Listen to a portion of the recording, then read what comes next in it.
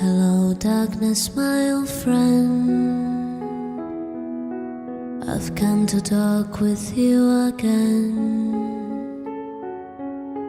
because a vision softly creeping left its seeds while I was sleeping.